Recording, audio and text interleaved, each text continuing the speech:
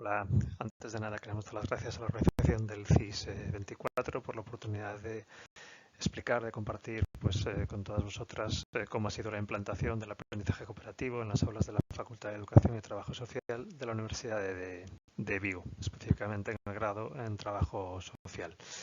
En este sentido, explicaremos un poco lo que es el proyecto, en qué contexto se realiza, cuál era el objetivo que nos planteábamos, cómo se diseñó ese proyecto, cómo se implementó y cuál es la situación actual en la que estamos a día de hoy.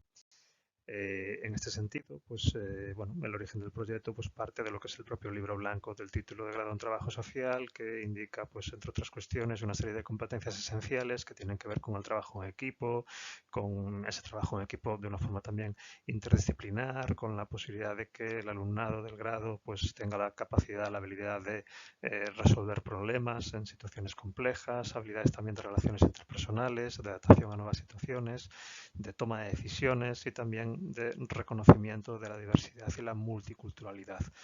Todo esto nos llevaba a entender que había que dar un paso más allá en la formación en el grado en trabajo social para tratar de asegurar y de garantizar que las alumnas y alumnos que pasan por nuestra facultad adquiriesen y desarrollasen estas competencias que son esenciales para su futuro profesional. En ese sentido, el contexto en el que se da es en el de la Facultad de Educación y Trabajo Social del Campus Auga, en la ciudad de Ourense, de la Universidad de Vigo, y tras diferentes cursos en los que hemos podido comprobar que en muchas ocasiones cuando se hace trabajo en equipo, más allá de que sea un trabajo en equipo de forma explícita, en la que se comparten, se cooperan, se debaten, se deciden estrategias conjuntas, pues más allá de esto, lo que estábamos viendo es que había diferentes equipos que se juntaban para hacer trabajos concretos que debieran ser en equipo, pero que realmente había una parcelación de distintas tareas, de distintas actividades y después una composición en conjunto, pero con incluso ciertas incoherencias en algunos casos, ¿no? Por lo tanto, detectábamos que había una necesidad de abordar lo que era el trabajo en equipo de una forma más profunda y tratar de también facilitar herramientas para que el alumnado pudiese desarrollar esta habilidad de una mejor forma. Esto al final también va unido a el hecho de que incluso entre el profesorado estábamos detectando que había ciertas carencias también a la hora de poder formar en trabajo en equipo de una forma adecuada o de una forma mejor. Dentro de ese contexto, lo que se hizo fue una lluvia de ideas, un brainstorming entre el profesorado, no solo del grado en trabajo social, sino de las 4 titulaciones que formamos parte de esta facultad, y detectamos que había unas necesidades comunes. En las 4 titulaciones esas necesidades eran idénticas o muy similares y tenían que ver con que el aprendizaje cooperativo podía ser una posible solución a este tipo de incidencias que estábamos detectando en cuanto a lo que era el trabajo en equipo por parte del alumnado. Así que lo que se decidió fue aprovechar la oportunidad, concretamente la oportunidad de una convocatoria de proyectos piloto de la propia Universidad de Vigo, la predisposición de una gran parte del profesorado de la facultad y, por otro lado, el apoyo del decanato y la presencia de profesorado de la facultad en la Comisión de Estudios Propios de la Universidad de Vigo, donde justamente se tenía que validar los proyectos piloto. En este sentido, nos planteábamos 3 objetivos, que era, por un lado, formar al profesorado en aprendizaje cooperativo para ser capaces de implementarlo de forma correcta en el aula. En segundo lugar, formar al alumnado para el desarrollo de habilidades de trabajo en equipo de una forma real y efectiva para su día a día. Y, en tercer lugar, el hecho de promover una mayor y mejor coordinación e interacción del propio profesorado, detectando también que teniendo 4 titulaciones, magisterio infantil, magisterio en educación primaria, educación social y trabajo social, mucho del profesorado no mantenía una interacción, una coordinación entre sí, especialmente entre los diferentes grados, perdiendo ciertas potencialidades que se podían abordar. En este caso, este trabajo presentamos exclusivamente lo que tiene que ver a la implantación de este proyecto de aprendizaje cooperativo, pero solo en el grado de trabajo social. En este sentido, el diseño del proyecto pues, formó parte de esas 4 titulaciones, se constituyó un equipo coordinador del proyecto para presentar un diseño y defenderlo en esa comisión en la que tenían que evaluarse los diferentes proyectos que se presentaran de toda la Universidad de Vigo. En este sentido, pues finalmente, con financiación de la Xunta de Galicia, la Universidad de Vigo nos concedió el proyecto de innovación docente 2022, Innovación 01 de la Facultad de Educación y Trabajo Social. A partir de este equipo coordinador, en el que estaban pues, las 4 titulaciones diferentes, profesorado e incluso alumnado de las 4 titulaciones, pues se constituyeron subequipos, concretamente por grados. Nos vamos a centrar en lo que tiene que ver con trabajo social, en este caso. En el grado en trabajo social empezaron pues 3 asignaturas específicamente en el inicio, con 4 profesores diferentes que las impartían. Y el proyecto en sí constituyó una formación online y presencial por parte del profesorado de la Universidad de Vic, experto en aprendizaje cooperativo, y también con una serie de diálogos, de experiencias activas en el día a día ya en otros centros, en otros lugares, que nos vinieran a exponer su experiencia con el aprendizaje cooperativo en las aulas o en las actividades que desarrollaban.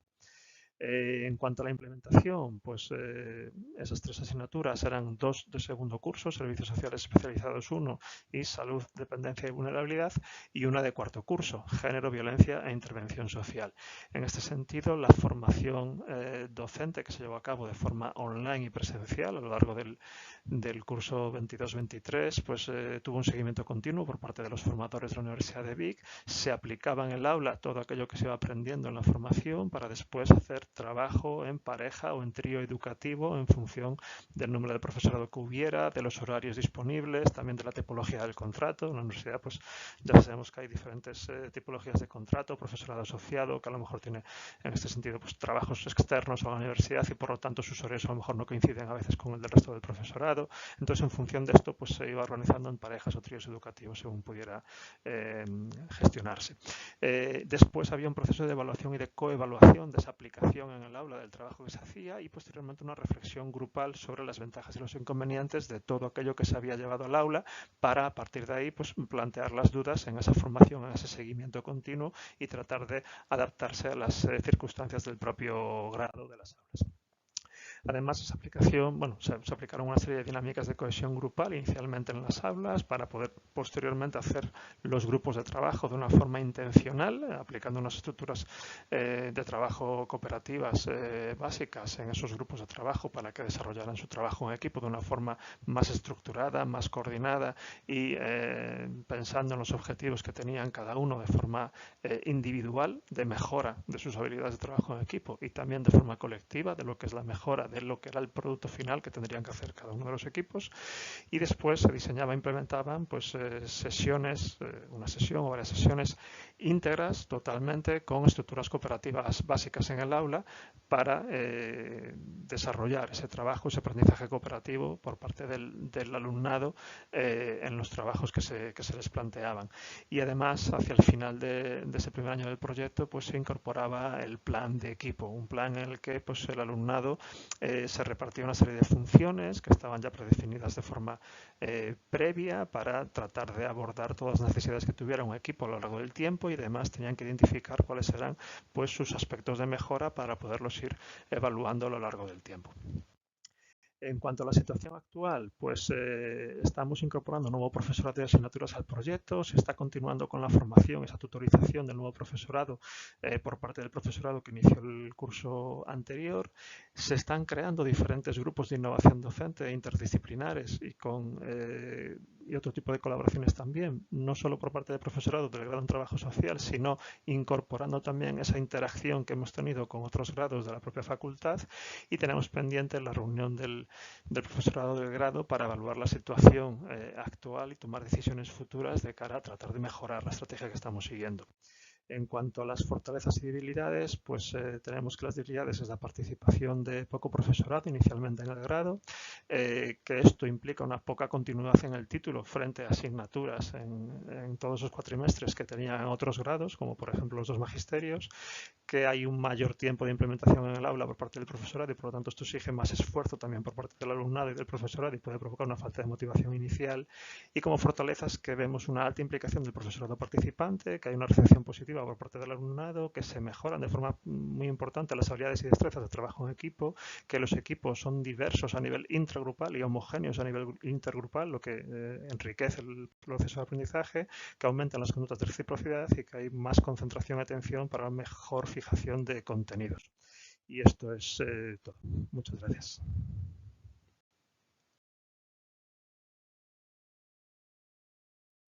Saludos, mi nombre es Antonio Javier Zubita Díaz, soy logopeda y doctorando en Psicología en la Universidad de Málaga.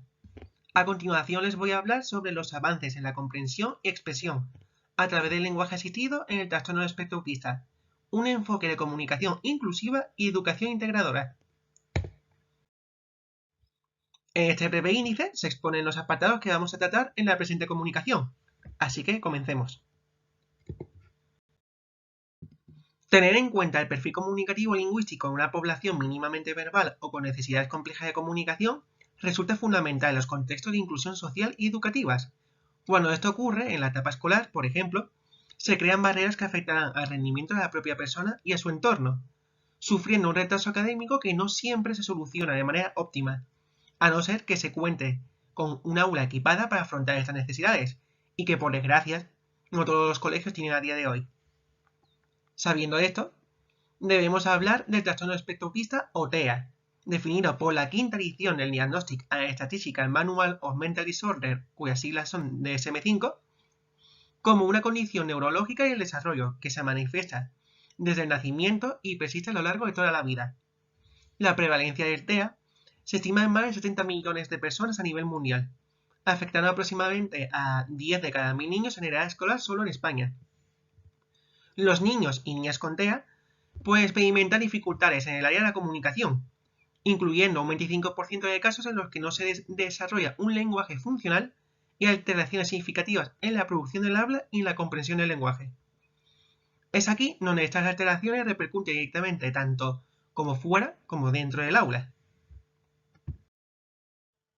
La intervención del trastorno del espectro autista es un proceso continuo que se aborda de manera multidisciplinar, pudiendo incluir logopedas, maestros, psicólogos o terapeutas, entre otros profesionales.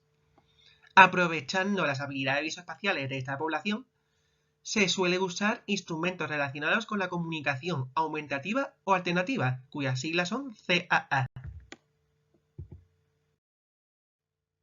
Dentro de este tipo de intervención se encuentra la metodología de estimulación asistida al lenguaje, una estrategia de modelado del lenguaje en el que se impulsa la comunicación expresiva y la comprensión mediante el uso de estímulos visuales por parte del propio interlocutor, estableciendo de este modo la correspondencia entre las emisiones orales y los símbolos que se utilicen. Esta metodología de intervención se realiza mediante la presentación constante de estímulos adaptados a cada usuario, estableciendo un intercambio comunicativo por medio de la presencia de recursos multimodales que reflejan la realidad a través de un icono o fotografía sin ser arbitrario. Pero entonces se nos plantea una pregunta: ¿de qué manera afecta la comprensión y la expresión en los casos de TEA? Muy bien, para responder esta pregunta, nos planteamos en esta investigación los siguientes objetivos: medir la evolución del componente receptivo y expresivo de un grupo de niños con TEA a partir de la estimulación asistida del lenguaje. Veámoslo a continuación con más detalle. En esta investigación participaron 10 niños con diagnóstico de TEA que presentaban necesidades complejas de comunicación, estaban en edad escolar y su lenguaje materna era el español.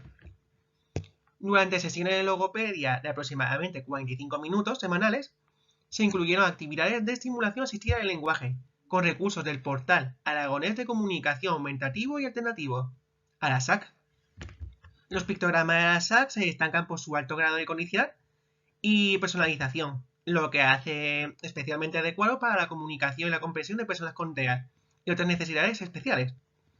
Además, ofrecen opciones avanzadas de edición, que permiten adaptarlos a las características individuales de cada usuario. Para la presente investigación se presentaron pictogramas impresos a color con fondos en blanco, para maximizar así la iconicidad. Además, cada pictograma incluyó la palabra escrita en letras mayúsculas y de color negro en la parte superior, lo que busca facilitar la asociación entre la representación gráfica y su correspondiente término escrito, tal y como vemos en esta diapositiva con los ejemplos que están incluidos. Para el proceso de evaluación se utilizó el protocolo de valoración del perfil comunicativo lingüístico de personas con discapacidad intelectual y necesidades complejas de comunicación, o PCL-DIS-NSC, elaborado por Calleja, Luque, Rodríguez, Santos en 2021. El protocolo PCL-DIS-NSC está conformado por 5 subescalas con una puntuación máxima de 48 cada una. Estas son la escala de comprensión o PCL-EC y la escala expresiva, compuesta a su vez por la variedad de interlocutores, llamada PCL-EEVI, y las funciones de comunicación o PCL-EEFC, los modos de comunicación o PCL-EEMC y los temas y preferencias o PCL-EET. La evaluación se llevó a cabo en un momento 1 preintervención y en un momento 2 postintervención, con una diferencia de 10 semanas entre cada evaluación. Entre ambos momentos se llevó a cabo una intervención basada en la estimulación asistida del lenguaje. El análisis estadístico de los resultados se llevó a cabo con el programa SPSS Estadística, en su versión 27.0. Para este estudio se utilizó la prueba TED-Student para muestras emparejadas, ya que esto permitió comparar el rendimiento a lo largo de los dos momentos de diferente evaluación entre los participantes. El nivel de significación requerido fue de P menor a 0,001. La evaluación de los participantes se ve reflejada en el perfil formado a partir de sus medias, con una diferencia entre el momento 1 y el momento 2 de evaluación de 4,5 puntos en la escala de comprensión, 2,5 puntos para la variedad de interlocutores, 4 puntos para la función de comunicación, 14,4 puntos para los modos de comunicación y 6,8 puntos para los temas y preferencias. Tal y como vemos aquí en la tabla, vemos que la tendencia es positiva. Asimismo, los datos obtenidos con el protocolo confirman la existencia de diferencias significativas en las puntuaciones obtenidas en la escala de comprensión. En cuanto a la escala expresiva, todas las medidas tienen esta tendencia positiva que hemos visto antes. Sin embargo, las únicas que se observa una diferencia estadísticamente significativa son en los modos de comunicación y los temas y preferencias. En la siguiente tabla podemos ver en más detalle las puntuaciones obtenidas mediante la prueba de muestras emparejadas.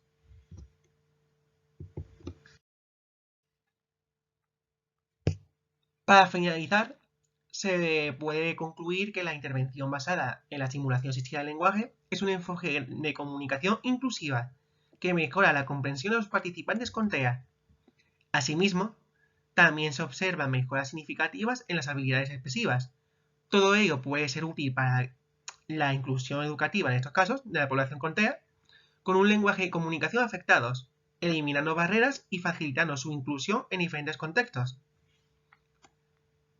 El protocolo PCL-DIS-NSC también ha demostrado ser sensible ante las mejoras derivadas de la intervención basada en lenguaje asistido en personas con TEA, concluyendo un perfil comunicativo lingüístico del individuo en función de sus competencias expresivas. Esta metodología proporciona una vía para utilizar símbolos pictográficos como un modo de comunicación viable, trabajando directamente el input lingüístico en cualquier situación comunicativa. Esto favorece directamente a la comprensión del lenguaje, lo que se ve reflejado en la escala de comprensión. En otro lado, los resultados significativos estadísticos de la escala expresiva han sido el PCL-EEMC y el PCL-EET. Esto indica que la combinación del input visual y auditivo durante la práctica produce una transmisión del mensaje más rico en detalle y llamativo para cada niño o alumno, en estos casos, afectando en gran medida a los modos de comunicación.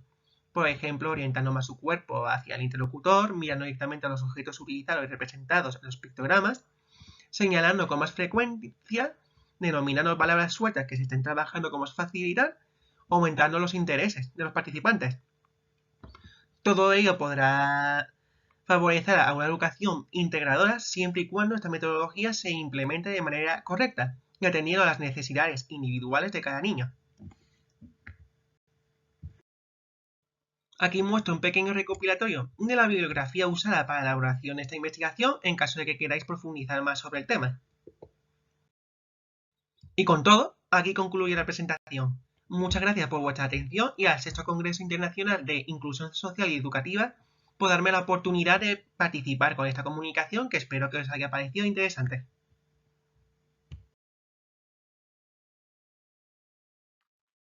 Buenos días, bienvenidos y bienvenidas a la presentación de la comunicación titulada ¿Qué sorpresa nos tienes preparada para hoy? El aprendizaje lúdico en el aula. Comunicación realizada por profesoras e investigadoras de la Facultad de Educación y Deporte de la Universidad de Deusto, Lirio Flores Moncada y Elena Tuparevska. A continuación se muestran los apartados de la presente comunicación. En primer lugar, empezaremos con el objetivo de esta investigación. En segundo lugar, se realizará una breve contextualización del tema y una introducción sobre los conceptos principales, el juego, lo lúdico y el aprendizaje lúdico. En un tercer apartado se plantea la parte metodológica. En el cuarto apartado se mostrarán los resultados y finalmente las conclusiones. El informe del 2019 del Open University, un informe anual sobre los avances en la innovación educativa y las nuevas formas de enseñanza, aprendizaje y evaluación, recogió el aprendizaje lúdico como una de las innovaciones pedagógicas emergentes en los últimos años. Aunque el aprendizaje lúdico está reconocido como una poderosa herramienta para fomentar el aprendizaje significativo en la educación primaria, en la educación superior su uso no está tan extendido. Esta investigación tiene como objetivo explorar los beneficios y los desafíos del aprendizaje lúdico en la educación superior.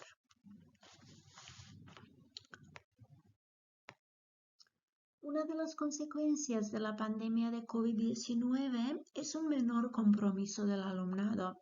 Docentes como nosotras se enfrentan a una mayor apatía en sus aulas. Además, con la creciente instrumentalización de la educación, ha habido un renovado interés en los juegos tradicionales y el aprendizaje lúdico, respaldado por investigaciones que demuestran que los juegos pueden fomentar el compromiso. La importancia del juego es bien conocida. Para Hendricks, el juego no es una actividad trivial o excepcional, sino uno de los 4 grandes modos de expresión humana. Para Piaget, el juego es clave para el desarrollo cognitivo. Según Huizinga, el juego es una acción libre, sentida como situada fuera de la vida corriente, sin ningún interés material ni ningún provecho, ejecutada dentro de un determinado tiempo y dentro de un determinado espacio, sometida a reglas, rodeada de misterio y destacada del mundo habitual.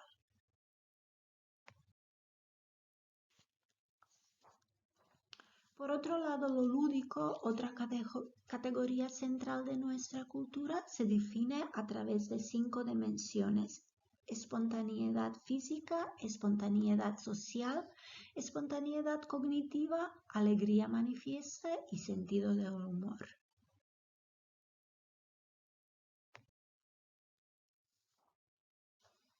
En el contexto de la enseñanza superior, los enfoques lúdicos del aprendizaje han experimentado un aumento en los últimos 50 años, sobre todo en los Estados Unidos y en Europa.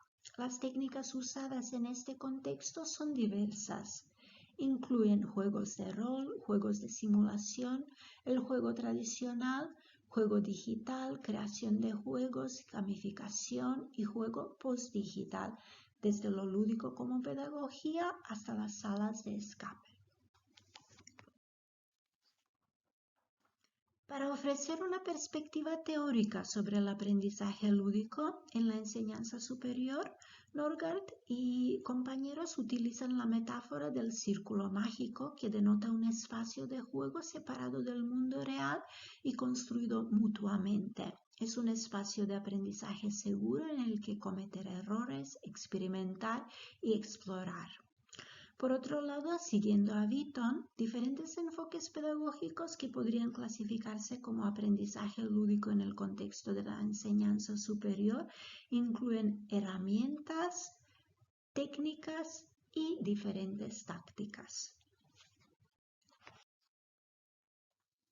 En la enseñanza superior, el aprendizaje lúdico tiene el potencial de facilitar actitudes positivas hacia el fracaso, encarnar un espíritu de juego y experimentación, potenciar la motivación intrínseca y así fomentar unos espacios de aprendizaje seguros e inclusivos. Además, puede mejorar el compromiso, desarrollar enfoques de aprendizaje multidisciplinares, facilitar un cambio ontológico del alumnado, fomentar el pensamiento creativo y fomentar entornos creativos y colaborativos. El presente trabajo es una investigación desarrollada en la educación superior, concretamente en el grado de educación primaria y en el doble grado de educación social y trabajo social en 3 cursos académicos, 2021-2022, 2022-2023 y 2023-2024. Para explorar los beneficios y los desafíos del aprendizaje lúdico en la educación superior, adoptamos un enfoque metodológico de carácter cualitativo a través de observaciones y encuestas. Respecto a los resultados encontrados, en general, el alumnado coincide en que el aprendizaje lúdico es un elemento positivo para el proceso de aprendizaje. Destaca distintos aspectos positivos. La creatividad es lo que la mayoría subraya. Otros aspectos incluyen el dinamismo, diversión, entusiasmo de la docente, positivismo, pasión, disfrute, ganas, la buena relación con la docente, la escucha, cuidado, confianza y cercanía. Muchos lo encuentran útil a nivel práctico y algunos lo encuentran útil a nivel pragmático. En línea con King, encontramos que las actividades lúdicas no son una sustitución de las actividades no lúdicas, sino una adición. Encontramos que deben incorporarse de forma equilibrada, sobre todo prestando atención a que haya mucha exposición a tareas prácticas, teoría y otras metodologías, como por ejemplo aprender fuera del aula. También descubrimos que el aprendizaje lúdico depende de muchos elementos para su éxito: la cohorte de estudiantes, su contexto, el entorno educativo, la asignatura y la titulación. Por ejemplo, fue mejor recibido por el alumnado de educación primaria que por el de educación social y trabajo social. Fue especialmente valorado positivamente por el alumnado que estaba trabajando actualmente o haciendo voluntariado como monitoras y monitores con niños y niñas. Además, el uso del aprendizaje lúdico como pedagogía particular de aprendizaje y enseñanza debe quedar muy explícito.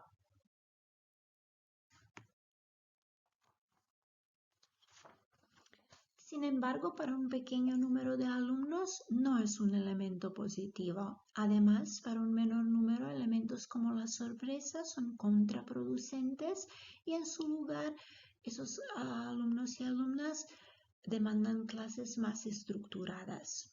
Otra dificultad encontrada es la evaluación. El alumnado exige alinear la metodología aplicada con la evaluación llevada a cabo y quieren una evaluación más dinámica.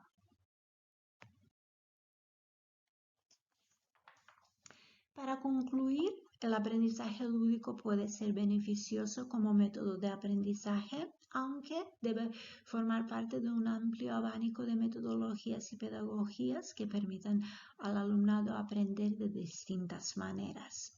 Es especialmente eficaz para generar un ambiente de creatividad y un espacio positivo en general. El papel del docente es importante para llevar a cabo la metodología con éxito y, como se señala en la literatura, es útil tener una actitud de carácter lúdico. El compromiso del profesorado también es importante. No obstante, no es adecuado para todo el alumnado.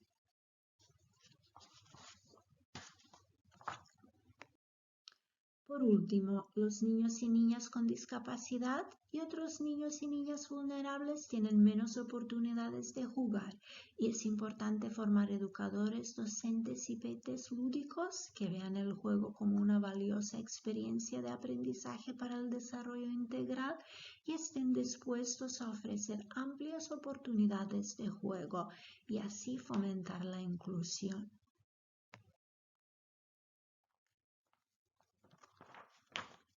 Antes de finalizar, muchas gracias por el interés en el estudio. Quedamos a vuestra disposición para cualquier consulta a través de los siguientes emails: elena.tuparesca3@deusto.es y lirioflores@deusto.es.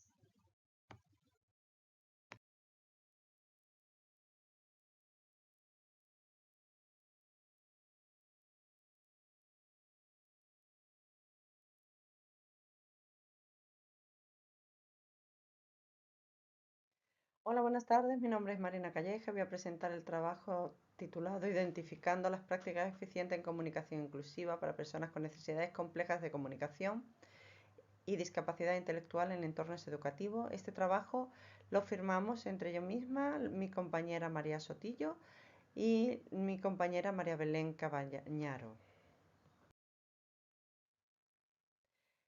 Nosotras formamos parte de una red temática de investigación titulada Prácticas eficientes de comunicación inclusiva en personas con enfermedades infrecuentes, que está financiada por la Universidad de Málaga. Esta red está formada por 17 expertos internacionales de diferentes ámbitos, como es el ámbito de la logopedia, la psicología, la educación, la ingeniería informática, genetistas y traductores, y está liderada, como ya he dicho, y financiada por la Universidad de Málaga. Los objetivos de la red entre los objetivos contamos principalmente o destacamos principalmente dos de ellos.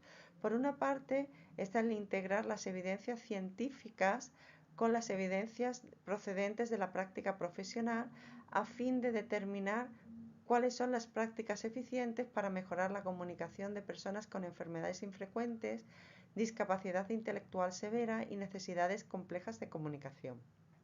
Además, entre el segundo objetivo de esta red temática es proponer un protocolo para abordar esta situación con estas personas. Esta sería nuestra página web. El esquema de la presentación que voy a hacer va a ser un pequeño análisis del estado de la cuestión. Vamos a plantearnos el objetivo de estudio, el método, los resultados y las conclusiones. Partimos de la base de varios conceptos o de la necesidad de analizar varios conceptos, entre ellos está el de necesidades complejas de comunicación. Esto es una circunstancia que se da cuando las personas presentan dificultades para realizar intercambios comunicativos funcionales a través de los medios de comunicación convencionales, es decir, no pueden utilizar correctamente el habla, ni signos manuales con valor lingüístico de la lengua de signos, ni la escritura en su vida cotidiana. En estas circunstancias se dice que la persona presenta necesidades complejas de comunicación. Por otra parte, otro concepto del que se nutre esta red es el concepto de comunicación inclusiva, según el cual todas las personas necesitan ser escuchadas, sus diferentes modos de comunicación deben ser respetados y se debe fomentar el uso de estrategias de comunicación aumentativa y alternativa cuando se den las necesidades complejas de comunicación. Andando un poco más, los objetivos de la comunicación inclusiva desde el Royal College of Speech and Language Therapy plantea que son, por una parte, mejorar la participación de las personas con necesidades complejas de comunicación en las actividades de la vida diaria, así como reducir las barreras de comunicación con las que se pueden encontrar, y por otra parte sería crear un entorno de comunicación eficaz, utilizando todos los medios disponibles para comprender y hacerse comprender. Por último, otro concepto el que sustenta nuestra red temática es el de prácticas basadas en evidencias, que es la combinación de la evidencia científica y la práctica profesional. ¿Por qué es necesario identificar prácticas eficientes? Bueno, sabemos que los profesionales se enfrentan a retos diarios cuando tienen que desarrollar su tarea en el ámbito educativo. Además, pensamos que las prácticas eficientes podrían ser un punto de partida para los procesos de inclusión.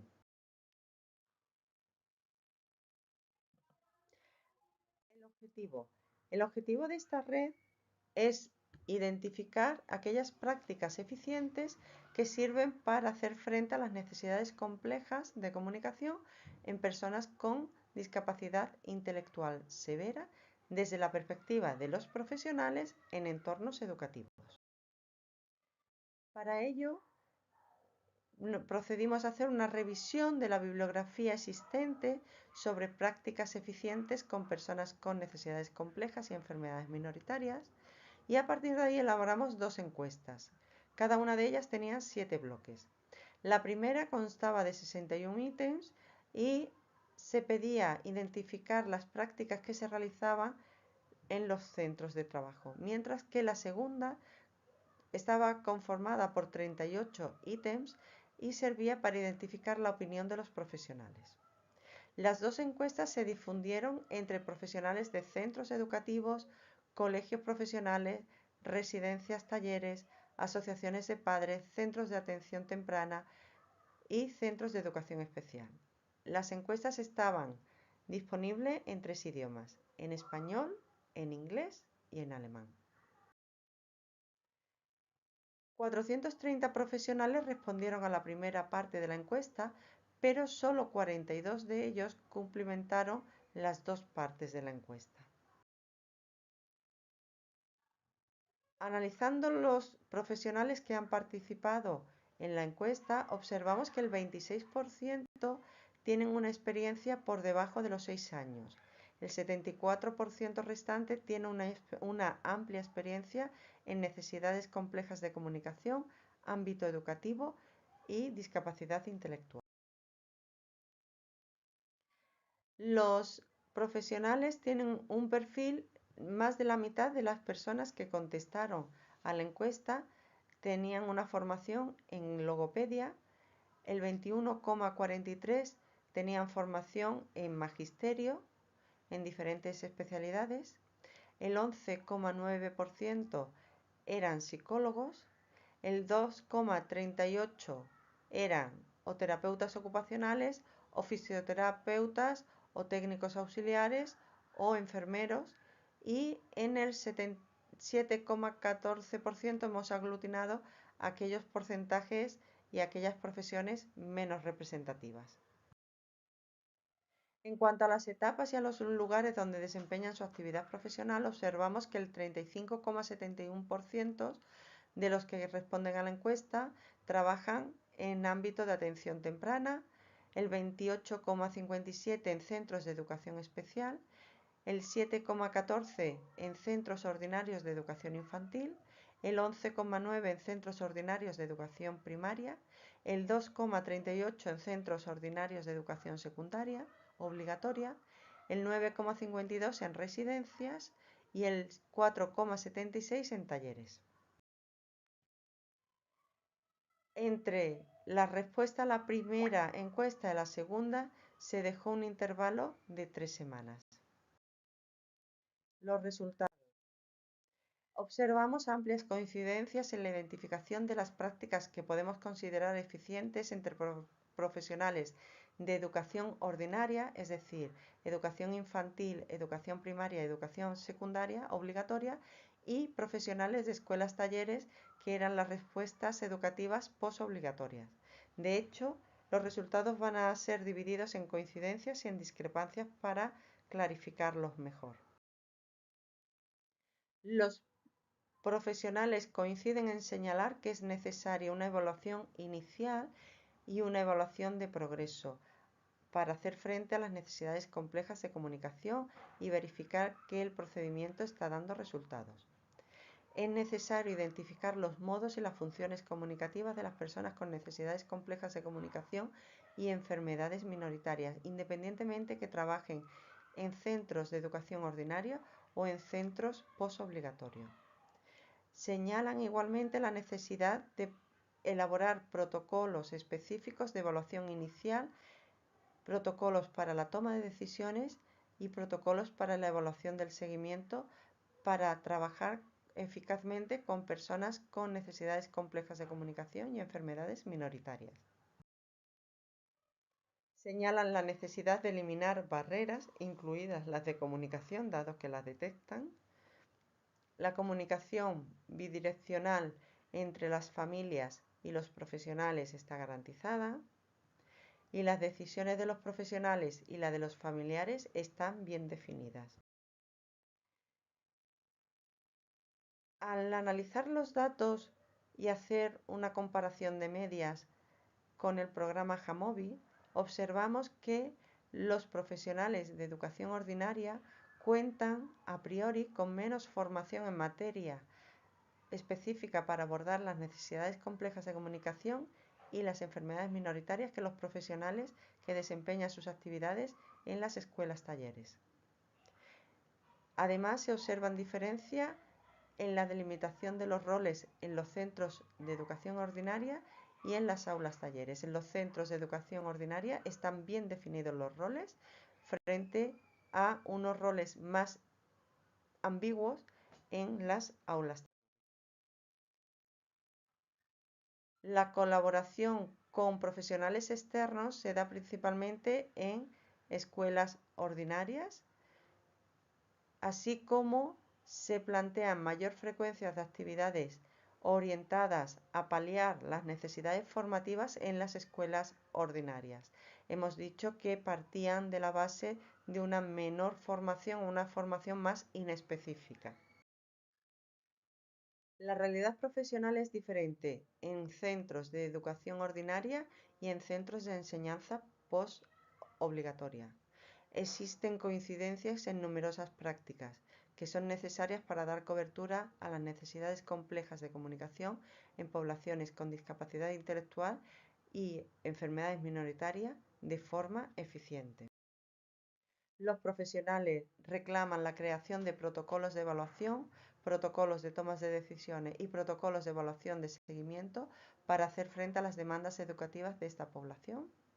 Y además la implicación de otros profesionales y de las familias decae con los años de escolarización. Desde la UNESCO se plantea que es necesario promover el aprendizaje a lo largo de toda la vida, lo que significa establecer sistemas que hagan realidad el derecho a la educación de las personas de todas las edades y ofrecer oportunidades para liberar su potencial y para su desarrollo personal. Muchas gracias por su atención. Aquí les dejo nuestros correos electrónicos y nuestra dirección por si quieren saber más de nosotros. Un saludo.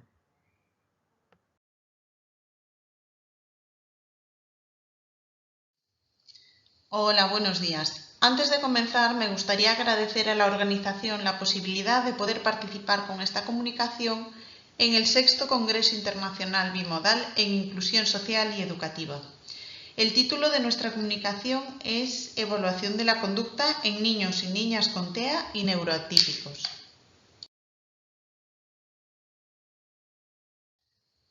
Primero vamos a intentar aclarar algunos conceptos como es la conducta funcional y la conducta adaptativa.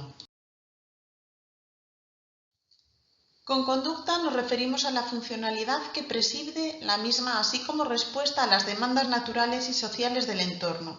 Incluye habilidades motrices, conceptuales, sociales y prácticas, que se aprenden y permiten responder a las circunstancias de la vida diaria de forma adaptada, funcional e interactiva. La conducta adaptativa representa la interacción de las variables personales, cognitivas, sociales y situacionales de las personas. Su utilización se necesita para la realización de todas las funciones propias del ser humano. Analizar el comportamiento adaptativo es de mucha importancia, ya que describe la manera de funcionar de los individuos en tareas cotidianas y se evalúan en cualquier etapa de la vida. La conducta adaptativa se expresa a través de dos ejes principales: el grado en que la persona es capaz de funcionar y valerse por sí misma de forma independiente y el grado en que cumple satisfactoriamente con las demandas y responsabilidades personales y sociales impuestas culturalmente.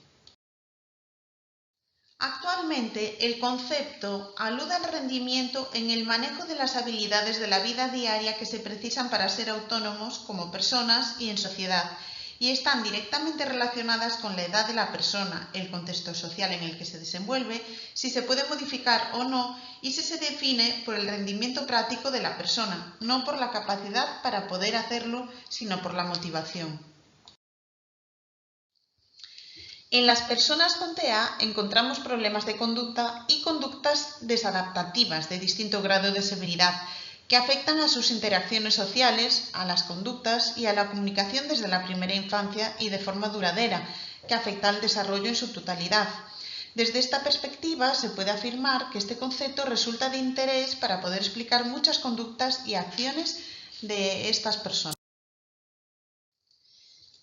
Baña y Losada, en el 2022, defienden que estas alteraciones afectan sus procesos de aprendizaje, funcionamiento y rendimiento escolar, haciéndolos menos efectivos que los menores con desarrollo neurotípico debido a sus bajos niveles de motivación y flexibilidad, sus dificultades en la resolución de conflictos y su baja persistencia en las tareas. Esto repercute directamente en su desarrollo y en una convivencia plena y de calidad.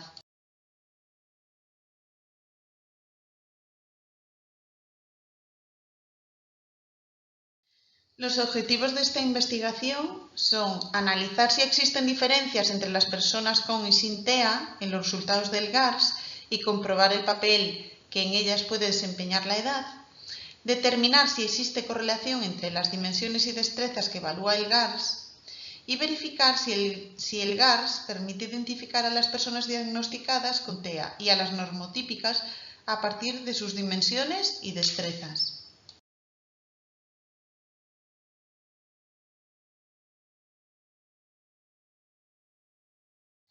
Para la realización de este estudio se utilizó un diseño de grupos independientes. En este diseño, los participantes se dividen en dos grupos diferentes y se comparan para determinar las diferencias en una o más variables de interés.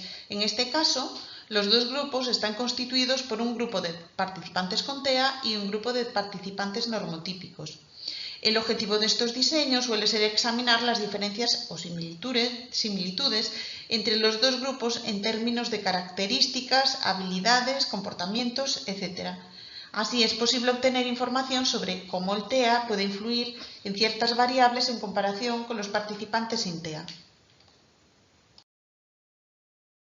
La muestra del estudio está formada por dos grupos, un grupo de 98 participantes sin diagnóstico, de ellos 56 eran niñas y 42 niños, y otro grupo de 111 participantes con diagnóstico de TEA, de ellos 37 eran niñas y 74 niños.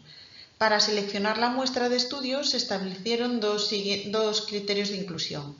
El primero es que las personas eran de ambos sexos entre 2 y 23 años y el segundo que tuvieran diagnóstico de TEA o ningún tipo de diagnóstico.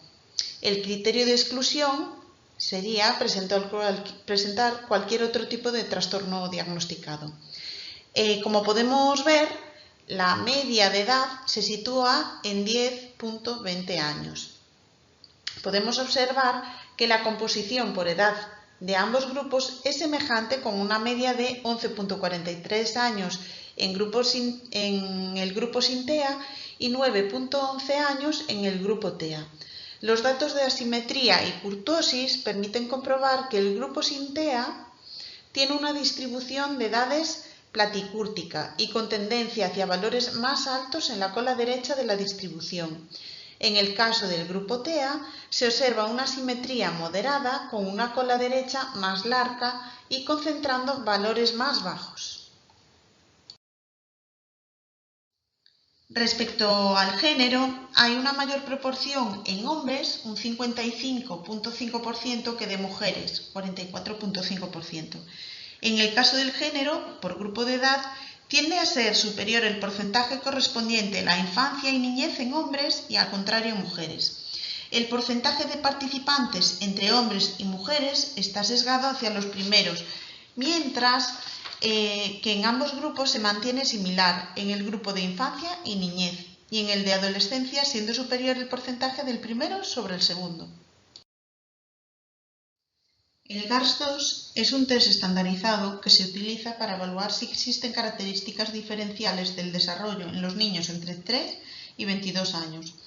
Consta de 3 dimensiones. La primera es la dimensión de las conductas estereotipadas y consta de 14 ítems. La segunda es la de la comunicación, que consta de 13 ítems. Y la tercera es la de la interacción social, que presenta 11 ítems. Es también una escala tipo Likert, donde el 0 es no se ha observado nunca y el 3 se ha observado con frecuencia. Con el resultado total de esta prueba se estima una probabilidad de presentar autismo o no. La puntuación total que se obtiene es un índice que sitúa al sujeto en TEA de manera improbable, posible o muy probable. Para pasar esta prueba se estiman unos 10 minutos. En cuanto a la fiabilidad, la consistencia interna del GARS se determinó utilizando la técnica de alfa de Cronbach. Los estudios mostraron coeficientes alfa de 0.84 para conductas estereotipadas, 0.86 para comunicación, 0.88 para interacción social y 0.94 para índice de autismo. Estos coeficientes de fiabilidad son muy elevados e indican que los ítems de cada subescala son consistentes en la medida de las conductas características de las personas con autismo y con graves trastornos conductuales. El ICAP evalúa la conducta adaptativa a partir de 4 destrezas: las destrezas motoras, las destrezas sociales y comunicativas, las de la vida personal y las de la vida en comunidad. Está destinado a niños a partir de los 3 meses de vida y sin límites de edad. La primera destreza consta de 18 ítems y ofrece información acerca de las habilidades motoras del sujeto. La segunda, de 19, y aporta información sobre las habilidades sociales. La tercera destreza tiene 21 ítems y sirve para aportar información sobre la vida personal del sujeto. Y la cuarta es la de la vida en comunidad y tiene 19 ítems. Esta es una prueba de escala Likert, de manera que 0 es nunca y 3 es que lo realiza muy bien. Esta prueba se estima entre unos 20-25 minutos en completarse. El ICAP fue tipificado en la Comunidad Autónoma del País Vasco por Montero en 1996 y en cuanto a su fiabilidad, las estimaciones realizadas por evaluadores independientes son consistentes entre sí. En concreto, presentaron índices de fiabilidad que oscilan entre el 0.86 y el 0.96 en personas neurotípicas y entre el 0.88 y el 0.98 en el caso de personas con discapacidad. En el procedimiento, los padres que tienen niños con TEA son derivados del SERGAS a UCATEA. En este caso, se firma un acuerdo de confidencialidad de los datos y a los niños, en este caso a los padres, se les pasa el GARS-2 en torno a unos 10 minutos. Las familias de los niños neurotípicos, sin embargo, son seleccionadas al azar en distintos niveles educativos y en diferentes colegios. Se firma en todos los casos una garantía de confidencialidad, bienestar y dignidad. El primer análisis de datos que se hace es para comprobar si los datos de las dos muestras, tanto de TEA como de no TEA, reúnen los criterios de normalidad univariada para la aplicación de pruebas paramétricas. Para ello se utilizó Kolmogorov-Smirnov.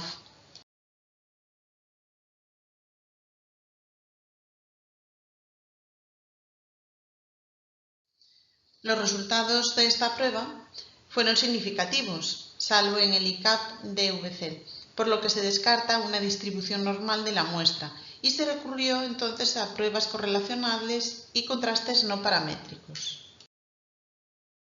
Para analizar las diferencias entre el grupo de TEA y no TEA, se realizó el contraste no paramétrico de Udemann-Whitney. Esta comparación muestra mayores destrezas en el ICAP en la muestra normotípica, a la vez que menos necesidades de apoyo y viceversa en el grupo de TEA. El tamaño del efecto para los contrastes TEA, no y TEA, para cada una de las destrezas y dimensiones, arroja los siguientes resultados. Para el ICAP DM de DCOEN sería 0.251. Para ICAP de SC, 0.830. Para el ICAP de VP, 0.595. Y para el ICAP de VC, 0.912. En el caso del GARS, pues en el GARS CE, menos 0.689. En GARS C, menos 0.985. Y finalmente en el GARS IS, menos 0.977. Podemos observar que, a excepción de las destrezas motoras en las que el efecto se puede considerar bajo, en el resto de los casos el tamaño del efecto oscila entre medio y alto. Cuando se realizó el análisis solo con hombres con y sin TEA, se mantiene el mismo patrón de resultados, salvo en el caso de destrezas motoras del ICAP, donde no aparecen diferencias entre ambos grupos. El análisis realizado solo con mujeres muestra el patrón general: mayores destrezas en la muestra sin TEA y mayores necesidades de apoyo en el grupo con TEA. Como se puede observar, los tamaños del efecto son entre mediano y grandes en todos los casos, excepto en el ICAP-DM del grupo de hombres. Para comprobar el efecto de la edad en los resultados de ambos instrumentos, se dividió la muestra agrupando infancia y niñez, menores de 11 años, y los adolescentes mayores de 11 años por separado. En el grupo normotípico se observan valores de significación en todas las destrezas del ICAP. Sin embargo, en ninguna destreza del GARS. En el caso del ICAP, es el grupo menor de 11 años el que obtiene las puntuaciones más altas, mientras que en el GARS es el grupo de los adolescentes quienes obtienen mayores puntuaciones. En segundo lugar, se procedió a comprobar si existe correlación entre las destrezas y dimensiones que componen el ICAP y el GARS respectivamente. Para ello, se realizó una correlación de Spearman. Como podemos observar, en términos generales, ambas pruebas correlacionan de forma negativa y significativa.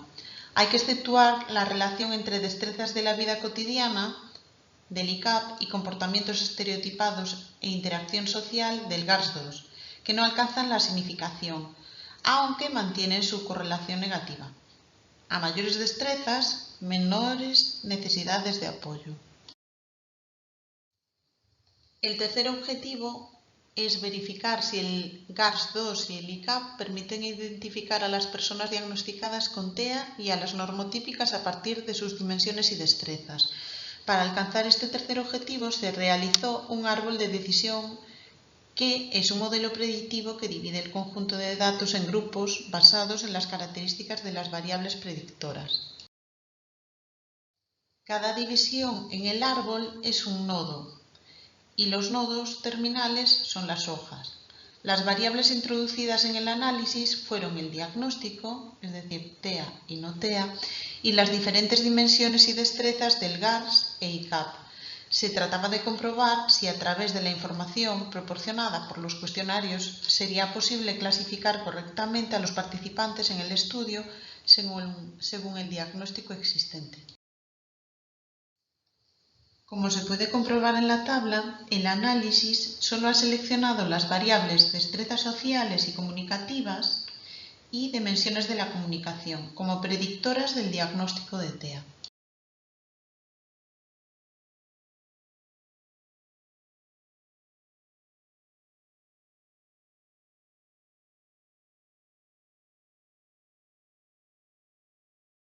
Los resultados han permitido constatar que la conducta adaptativa se configura como una de las variables distintivas al proceder a un diagnóstico temprano del TEA.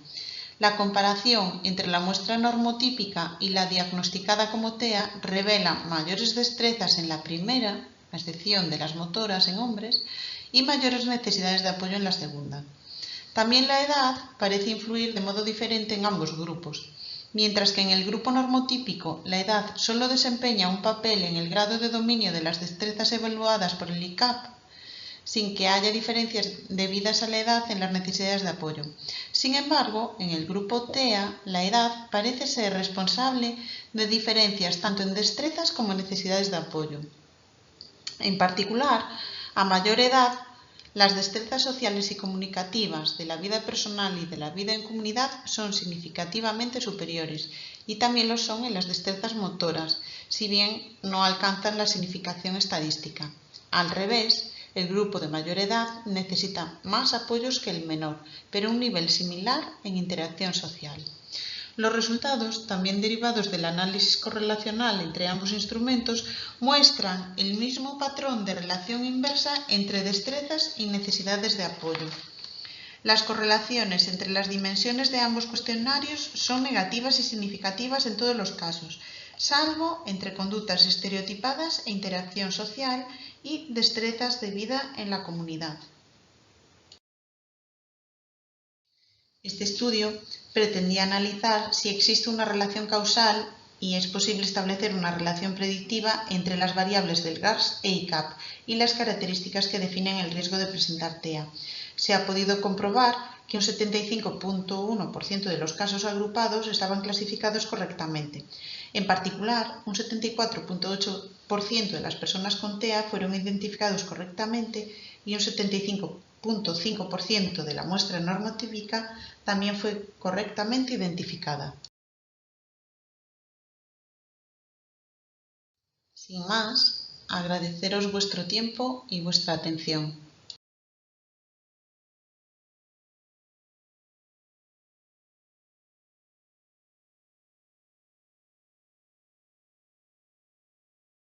Hola, mi nombre es Alberto Gallardo y junto con mi compañera Almudena Cotán presentamos una comunicación que trata de profundizar en los beneficios para el alumnado del uso de herramientas tecnológicas en la universidad, especialmente para el colectivo de estudiantes con discapacidad.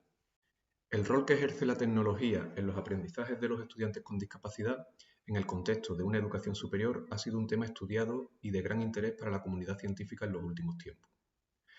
Estos estudios han abordado las tecnologías de apoyo y la accesibilidad de diversas herramientas tecnológicas, en el sentido de si pueden ayudar a enriquecer las experiencias universitarias de este colectivo de estudiantes. Los estudios reflejan ciertas oportunidades y desafíos en el caso de la tecnología en el estudiante con discapacidad. Algunos trabajos evidencian que las tecnologías son un mecanismo de autorrepresentación. Permiten mejorar el compromiso de los estudiantes con la comunidad. Son un recurso importante para el intercambio de conocimiento y la colaboración, y proporcionan una mayor sensación de control y empoderamiento en el estudiante.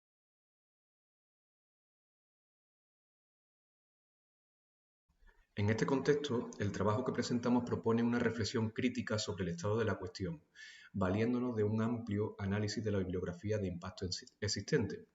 Este estudio se encuentra vinculado a un proyecto de investigación más amplio, actualmente en desarrollo, y financiado por el Vicerrectorado de Innovación y Empleabilidad de la Universidad de Huelva. El objetivo del proyecto es analizar desde la visión del estudiantado con discapacidad de las universidades públicas andaluzas cómo contribuyen los recursos tecnológicos emergentes en el desarrollo de prácticas docentes inclusivas. De manera más concreta, el objetivo que en esta comunicación se plantea es analizar desde un enfoque crítico de la bibliografía actual de la materia el rol que juega la tecnología y los recursos tecnológicos emergentes en las experiencias de aprendizaje de los estudiantes universitarios con discapacidad.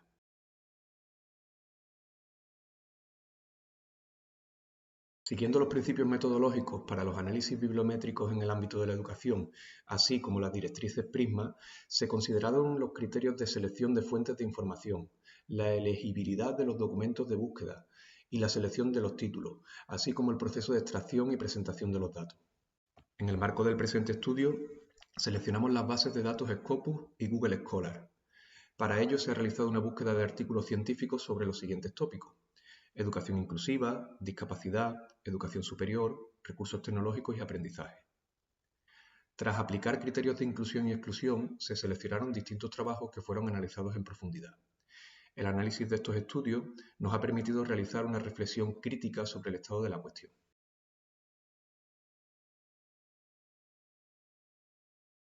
Los principales resultados obtenidos indican que es esencial incluir los recursos tecnológicos en el diseño de prácticas educativas inclusivas, que los recursos tecnológicos permiten crear escenarios reales de aprendizajes, que facilitan la adaptación y la personalización de los procesos de enseñanza y aprendizaje, y que promueven el seguimiento de la materia y la autonomía del estudiante con discapacidad.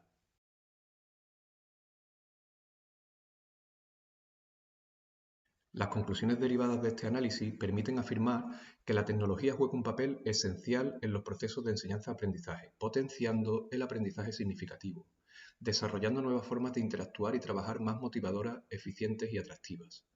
En líneas generales, el hecho de integrar adecuadamente los recursos tecnológicos en las aulas universitarias permite personalizar el aprendizaje y mejorar la accesibilidad en los procesos de enseñanza-aprendizaje.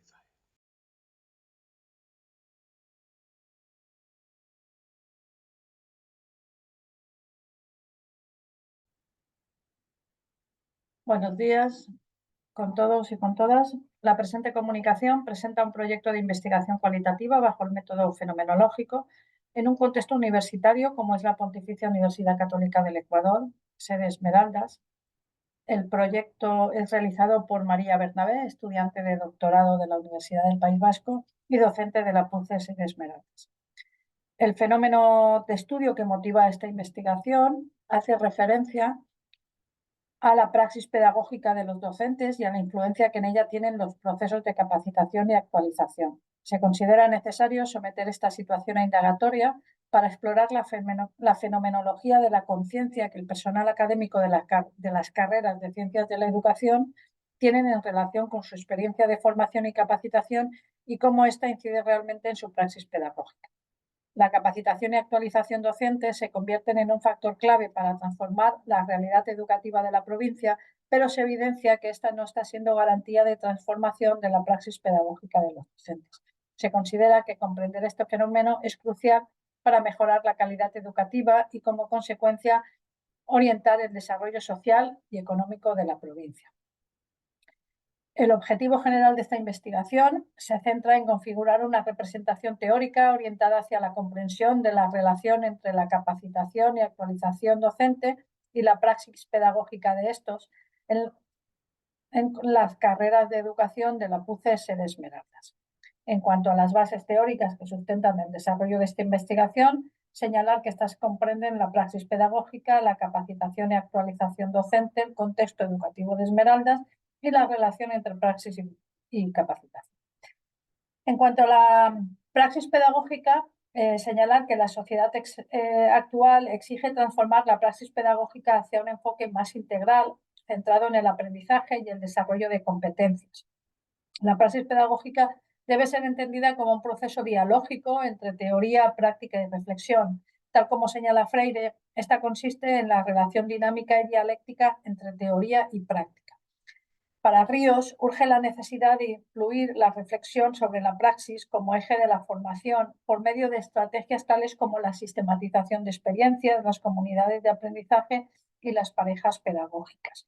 En el contexto universitario hay que contar con la horizontalidad y la participación como principios básicos de la andragogía, siendo estas herramientas clave de todo proceso y acto educativo.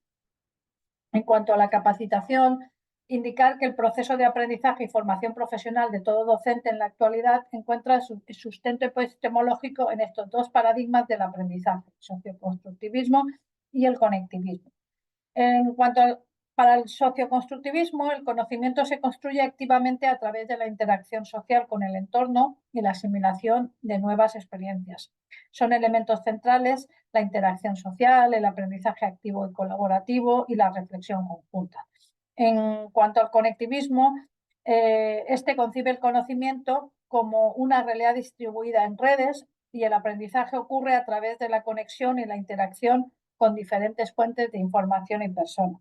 Aparecen como elementos centrales las redes de aprendizaje y colaboración, el uso de la tecnología y el aprendizaje autodirigido, distribuido, ¿no? Lo que está claro es que la calidad de la educación superior depende en gran parte de la efectividad del proceso de actualización y formación permanente de los docentes, tal como ya señalaban Reynoso y colaboradores en el 2014. En cuanto al contexto educativo de Esmeraldas, señalar que Esmeraldas es una provincia fronteriza del Ecuador, con una población de 500.000 de habitantes, de los cuales el 45% son menores de 20 años. Se encuentra entre las provincias de Ecuador con más bajos indicadores educativos del país. Esta situación se ha visto agudizada por los efectos de la pandemia y la creciente ola de violencia infanto-juvenil que se da en la provincia, provocada por la lucha entre bandas asociadas al narcotráfico. Los jóvenes que acceden a la universidad lo hacen con grandes lagunas y vacíos, motivados por las desigualdades existentes y la pobreza en el aprendizaje. Como un dato significativo, señalar que en Ecuador el porcentaje de niños que no sabían leer y comprender un texto en el 2019 era del 65,1% según datos del Banco Mundial. En cuanto a la relación entre praxis pedagógica y capacitación docente, señalar que Reynoso expone que el impacto de la formación y la actualización en la práctica pedagógica es un aspecto crucial en el desarrollo docente, ¿no? Particularmente en la educación superior. La percepción de la praxis pedagógica por parte de los docentes para Urrego está influenciada por la necesidad de mejora continua y las exigencias del contexto universitario.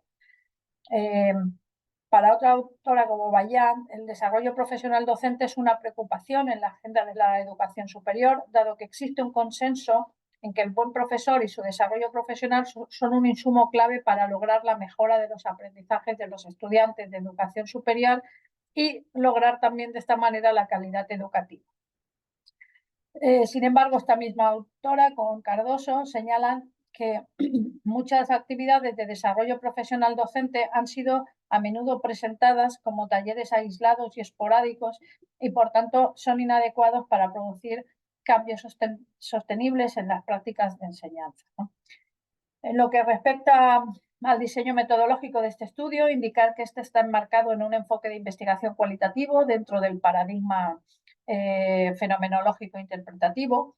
Por tanto, no busca descubrir leyes o supuestos universales, sino que se centra en el estudio del significado de las acciones, es decir, en la comprensión de los fenómenos, ¿no? Concretamente, en la experiencia de los docentes en procesos de capacitación y actualización y su relación con su praxis pedagógica. En lo referente a los instrumentos y sujetos participantes, señalar que se va a hacer uso de 3 instrumentos: el relato autobiográfico sobre la praxis pedagógica, el protocolo descriptivo de las experiencias de capacitación y la entrevista semiestructurada. Estos 3 instrumentos serán validados previamente por juicio de expertos. La muestra será no probabilística y estará conformada por 8 sujetos voluntarios, todos ellos docentes de las carreras de educación de la sede universitaria. El proceso de análisis de los datos contemplará la codificación, categorización y análisis cualitativo y se hará uso de la herramienta Atlas.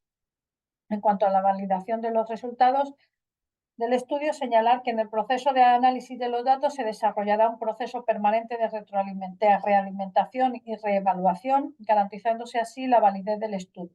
En cuanto a la confiabilidad, se pedirá la colaboración de los sujetos informantes para confirmar la objetividad de las notas y se hará uso también de grabaciones de audio para conservar en vivo la realidad presenciada. Este material permitirá repetir las entrevistas tantas veces como sea necesario. En cuanto a la confiabilidad externa, se definirá de antemano la posición asumida por el investigador y se identificará claramente a los participantes y el contexto en el que se recogen. Se contemplará, por tanto, la triangulación de datos y técnicas con el fin de fortalecer la validez y confiabilidad del estudio. En cuanto al análisis y discusión de los datos, hay que señalar que esto se realizará en el marco del método fenomenológico, más en concreto alineada a la corriente interpretativa heideggeriana, que se centra en la interpretación de las experiencias humanas y en la comprensión del significado subyacente en ellas. Se seguirá el método fenomenológico hermenéutico de Van Manen, centrado en la exploración profunda y reflexiva de la experiencia humana para comprender las experiencias de los participantes desde su propio punto de vista y contexto. Los pasos que se seguirán serán poner entre paréntesis, es decir, suspender los propios juicios y preconceptos personales del investigador para comprender de mejor manera la experiencia de los otros.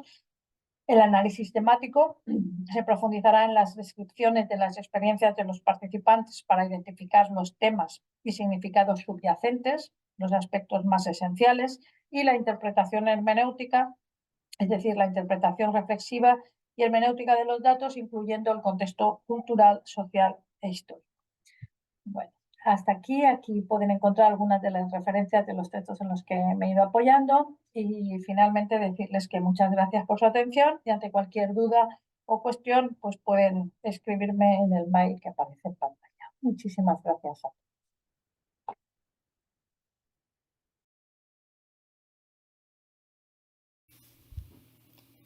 Buenos días, somos Gemma Riera Romero de la Universidad de Vic y Estíbaliz Amenábar Iraola de la Universidad del País Vasco.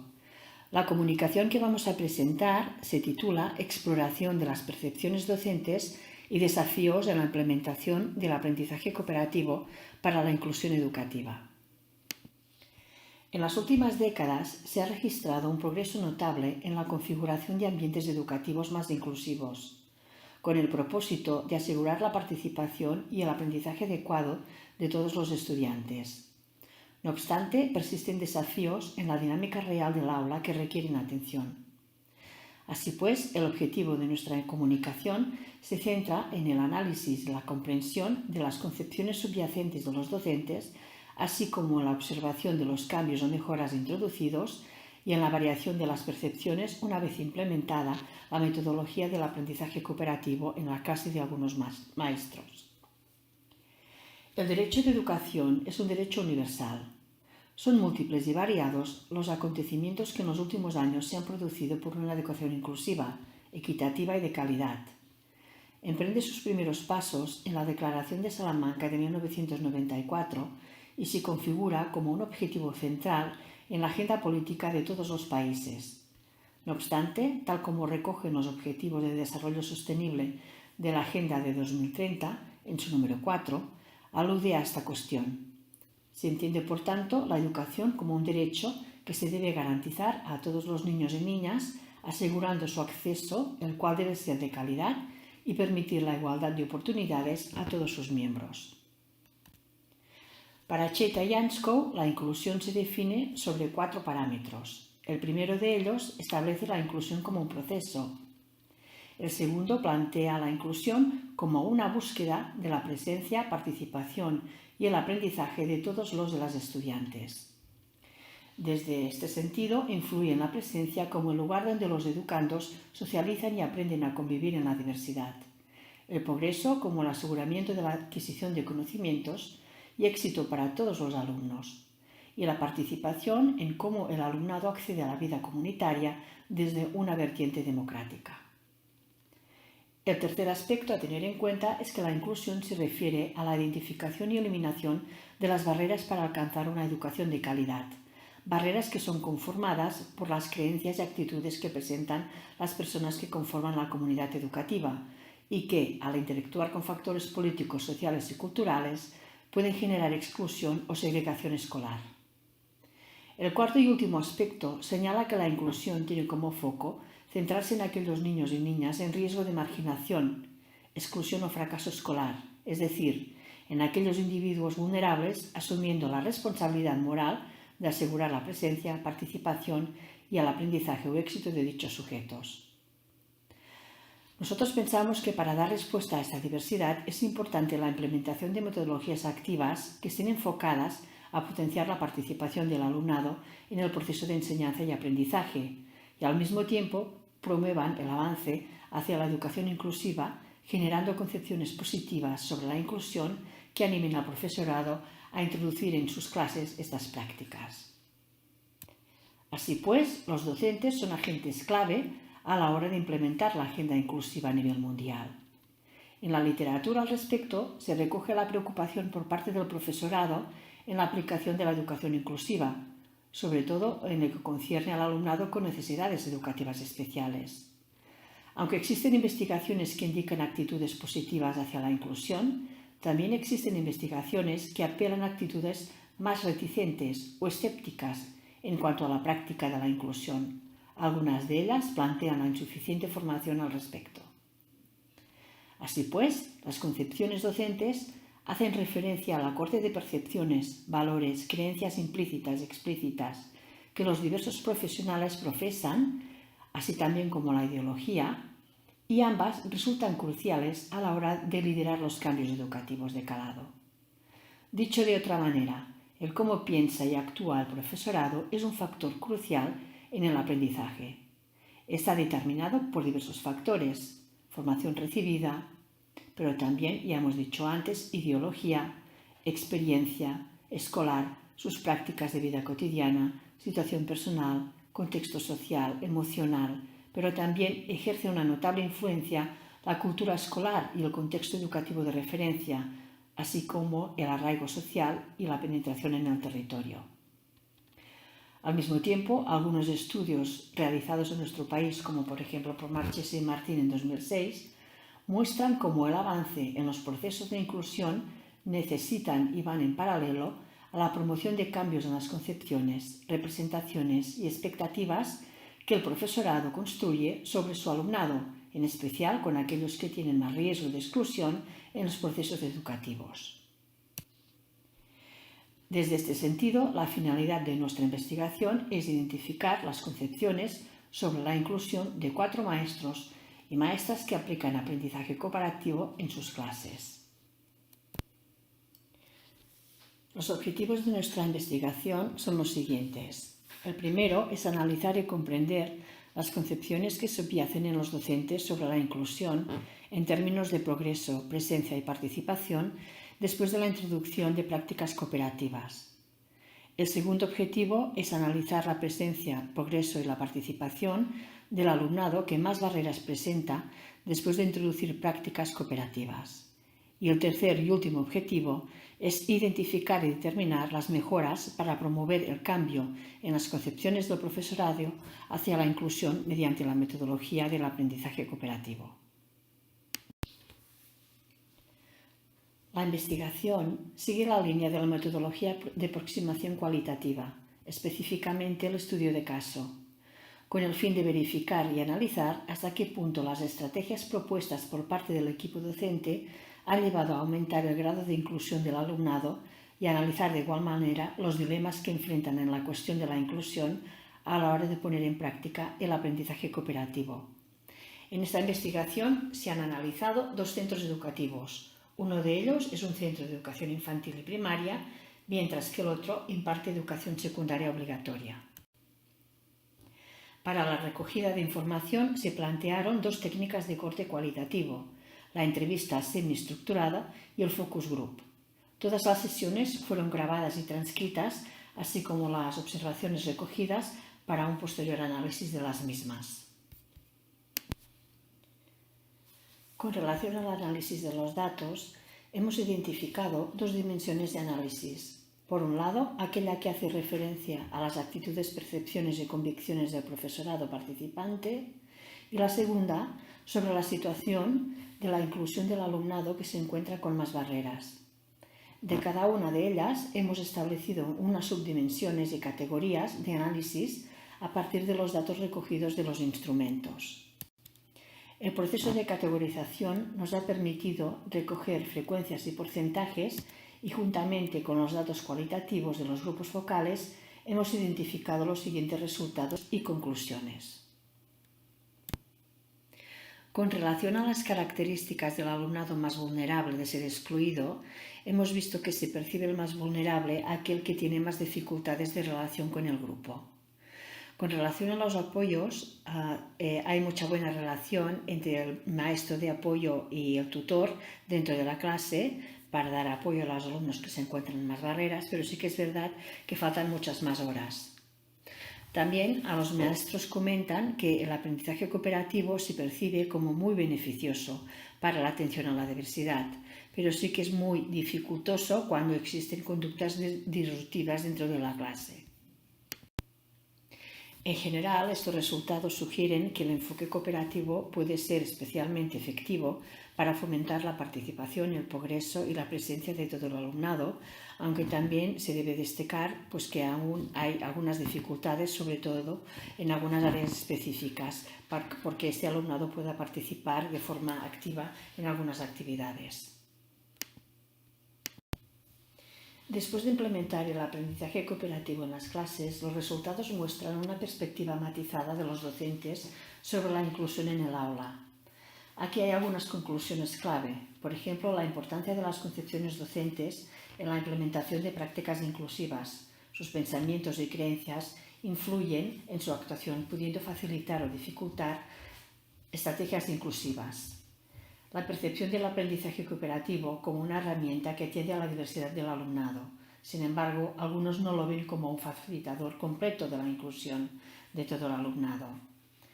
También es importante que se observan que los cambios en la ubicación de los estudiantes después de actividades cooperativas no son significativos y los docentes plantean dificultades centradas en ciertos grupos de alumnos con necesidades específicas. Se destaca la necesidad de los procesos de personalización y de más recursos.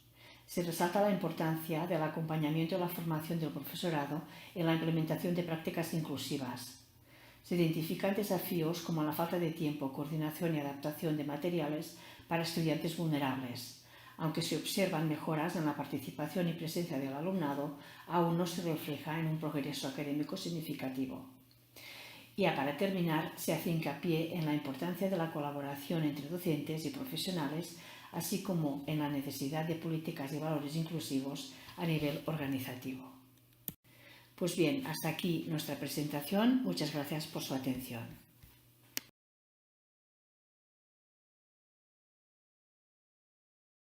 Buenas tardes, soy Rebeca Zabaleta y junto con mis compañeros Alejandro Martínez, Raquel Casado y Fernando Lezcano presentamos en este Congreso Internacional sobre Inclusión Social y Educativa la comunicación que lleva por título Formación en el ámbito universitario para el desarrollo del apoyo entre iguales en salud mental.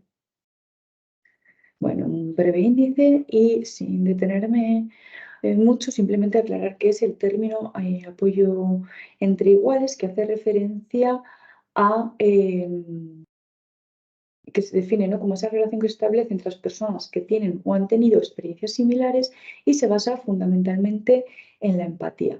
En el ámbito universitario, generalmente, el alumnado está en torno a los 15 y los 24 años, ¿no?, lo que viene siendo la juventud. Y la mayoría de los problemas de salud mental comienzan antes de los 24 años, por lo que el ámbito universitario puede ser óptimo para llevar a cabo acciones que apoyen y promuevan la salud mental de este grupo, ¿no?, de jóvenes universitarios. Además, ¿por qué el ámbito universitario está creciendo el interés en esta práctica del apoyo entre iguales? Bueno, pues porque las relaciones con los pares se vuelven cada vez más importantes durante la juventud. Los iguales son un recurso natural en el proceso de búsqueda de ayuda y los jóvenes citan a los amigos como la fuente más común de información y apoyo en materia de salud mental. Los principios del apoyo entre iguales difieren de las relaciones tradicionales entre el médico y paciente, donde forman una conexión mutua, comparten conocimientos y puntos de vista y se desapoyan y desafían mutuamente para seguir adelante. Por todo ello, pues estos programas de apoyo entre iguales pueden ayudar a enfrentar los desafíos de la soledad y el aislamiento tan reconocidos en esta etapa, ¿no?, de la juventud, y además de ser una vía de acceso a la atención a la salud mental para quienes dudan de si buscar ayuda profesional. Pero para que este apoyo entre iguales sea efectivo es necesario formar a la persona que va a ofrecer el apoyo, y sobre todo en este ámbito universitario, ¿no?, debido a la edad y a la falta de experiencia laboral de la mayoría de los jóvenes universitarios. Hay varios estudios que evidencian, ¿no?, los beneficios de la práctica del apoyo entre iguales en el ámbito universitario, pero en España son escasas las experiencias que encontramos sobre esta práctica y además todas ellas están ubicadas en entornos sanitarios y o sociales. Por lo que el objetivo de esta comunicación, de este trabajo, es analizar los resultados obtenidos con el programa Acompaña a la Universidad implementado en la Universidad de Burgos, y para ello lo que vamos a hacer es una investigación evaluativa, ¿no?, al fin de analizar qué resultados se obtienen con la formación y para ello vamos a tener una metodología de métodos mixtos. Ahora os cuento un poco más. Para el diseño hemos usado el programa Acompáñame Universidad, que es un programa formativo basado en el apoyo entre iguales en salud mental, con una duración total de 25 horas, dividido en 12 sesiones, más 2 sesiones de evaluación. Cada sesión tiene entre 90 y 120 minutos y se desarrollan diferentes tipos de actividades, ¿no? Teóricas, de replay, debate, reflexión, y también se abordan contenidos relacionados con la recuperación, el apoyo entre iguales, los GAM, la escucha y la comunicación. El programa está dirigido a estudiantes universitarios o egresados en los últimos años, y la finalidad última de esta formación es el posterior desarrollo de un grupo de ayuda mutua en el contexto universitario. En esta primera experiencia piloto que hemos llevado a cabo en la Universidad de Burgos han participado 3 mujeres, una de estudiante de grado, una de máster y una egresada de la universidad, con edades entre los 19 y los 50 años, siendo la media de 30,33 años. Todas las personas que no el consentimiento informado y además la persona que iba a dinamizar la formación, que también era una estudiante con experiencia vivida en salud mental, cumplimentó previamente el compromiso de confidencialidad y recibió una formación previa sobre el funcionamiento del programa por parte de las personas responsables, ¿no? En este caso desde el grupo de INTEC, de investigación de INTEC. Vale, respecto a los instrumentos que vamos a emplear, se hace una evaluación inicial y final, un pre-post-test, y para ello se emplean el cuestionario de salud mental positiva y la escala de evaluación de la recuperación, dominios y etapas. Y además, al finalizar la formación, se lleva a cabo un grupo de discusión con las 3 personas participantes para recoger esa información cualitativa que apoye o que justifique los datos cuantitativos de los cuestionarios. Para el análisis de los datos cuantitativos se emplea el programa estadístico SPSS, y para el análisis cualitativo el software Atlas-T. En cuanto a los resultados, bueno, primero vamos con los resultados cuantitativos. Ahí en esa figura podemos ver las medias obtenidas por las personas participantes en cada uno de los cuestionarios antes y después de la formación. En ambas la puntuación media obtenida es superior en la segunda medición. Para ver si estas diferencias son estadísticamente significativas, se hace la prueba del Ramus con signo de Wilkinson y se determina que no existen diferencias estadísticamente significativas en ninguna de las escalas que conforman los cuestionarios ni en la puntuación final.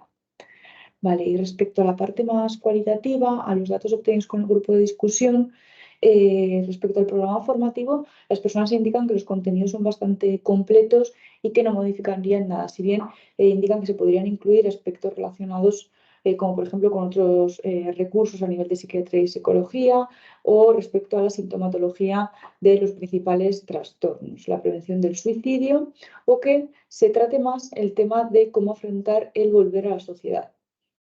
A nivel personal, la formación les ha aportado muchas cosas y cito textualmente: he aprendido muchísimas cosas de mi proceso que no había sido consciente, me ayuda un montón a salir del personaje y nunca había hablado y verbalizado de forma abierta este tema y para mí han sido muy liberador. También señalan que el proceso de reflexión personal se ha realizado durante la formación, que ha sido duro, ya que el volver a entrar en la historia, porque a mí sí que me ha hecho ver que he estado muy sola, que lo he pasado muy mal. Las 3 personas consideran que la formación ha contribuido a su formación académica y además puede aportar en su trayectoria laboral, ya que su experiencia es un valor añadido porque tienen la capacidad de hacerlo desde dentro. La finalidad última de Acompáñame a la Universidad es el desarrollo de los grupos de ayuda mutua, como hemos dicho anteriormente, en el entorno universitario, pero consideran que va a ser muy difícil implementarlo en el contexto universitario por el estigma, pero creemos que si se llega a ello va a ser súper enriquecedor, ya que la universidad es un espacio propenso a tener un problema de salud mental, así que qué mejor sitio para implementar esto. Además, estos grupos de ayuda mutua pueden aportar no solo beneficios al entorno universitario, sino a la comunidad en general, debido a que estos grupos de ayuda mutua vienen a ser un instrumento complementario a la pobre escena que tenemos de recursos de salud mental. En este caso no ha habido diferencias estadísticamente significativas, pero sí se han identificado mejoras, ¿no? Ya que estos programas les permiten a las personas explorar sus capacidades, descubrir nuevas y trabajar en las dificultades a través de la reconstrucción de sus proyectos de vida. Los resultados de las pruebas cuantitativas pueden ser los que se han expuesto, ¿no? O no haber estas diferencias, al ser una experiencia puntual, también puede ser por el pequeño tamaño de la muestra, el corto plazo de la intervención o el sesgo de cambio en las respuestas de las pruebas pre-test y post-test. En otras experiencias piloto que se han implementado similares a la propuesta, también se han encontrado o hemos coincidido en obstáculos relacionados con la falta de comprensión de los estudiantes sobre la práctica del apoyo entre iguales, así como el desconocimiento sobre los beneficios de la propia formación. La implementación del apoyo entre iguales en el entorno universitario puede aumentar la confianza en uno mismo, la autoestima, la autogestión, la esperanza, el empoderamiento y reducir la soledad. Los adelantadores resultados hallados, así como la evidencia internacional, nos llevan a continuar en esta experiencia y se prevé iniciar el desarrollo de un hub en el entorno universitario durante el curso académico 24-25. Espero que la comunicación les haya resultado interesante. Muchas gracias.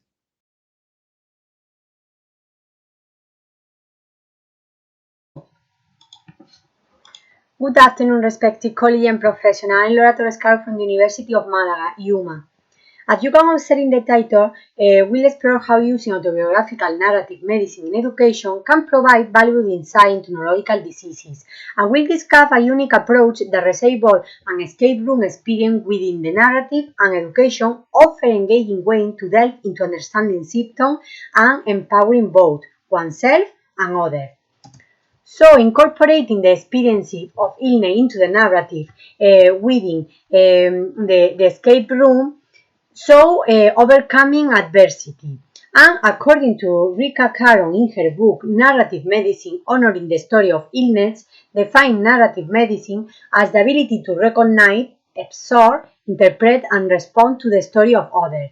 And this definition emphasizes the importance of not only listening to patient narrative, but also engaging with them, deeply understanding their significance, and incorporating them into the medical practice to provide an emphatic and effective care. So, this study is focused on the chapter 4 and 5 of the work The Girl of the Mental Stop, Do Not Miss the Train, Torres 2023, that is translated here in English. So, where the protagonist faces a den of darkness that plunges into a state of denobeing. So we can follow the fragment here.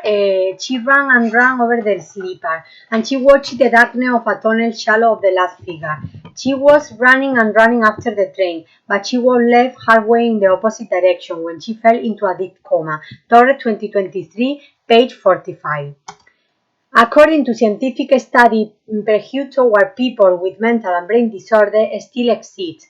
With this escape room, we aim to serve as the narrative tool to investigate the complex interaction between reality and fantasy in student identity. Our approach focuses on challenging and understanding the obstacles students can face, such as identity loss and blackouts, which may arise in everyday life and even during the lesson. Through this escape room, we may wonder ourselves, how can we better understand how a student experience and navigate this barrier? The main goal of this research is to promote understanding and help overcome the challenges associated with illnesses, both ones and others. So, let's hear another fragment of this novel cited. So, Appen Heraid sharply, she seemed to be in a dark room, where she tried to scream but she couldn't make any sound. Where would she be? Will it be a simple nightmare? Suddenly, she was able to see a sign in front of her. Escape room. Mental output. Where was she? Where she would be in a lockout? Will she be able to escape from them alone? If you don't know where you are in a moment, you must find peace in our mental library. Torres 2023, page 47. This research is focused on high educational level university and proposed to integrate the experience of the diseases or neurological diseases in an escape room with a narrative mention. It has 5 challenges to improve cognitive fluency and coping skill to individuals facing similar situations. Torres 2023, page 53 to 70. This narrative integrates escape room benefit reader by assessing them, regulating their emotion, and addressing cognitive differences. Your mind has stopped working. Torres 2023, page 44. Our escape room will be customized according to the individual characteristics of each participant and is closely linked to the characteristics of the protagonist, who faced her own personal struggle with her memory loss. Let's consider the fragment now.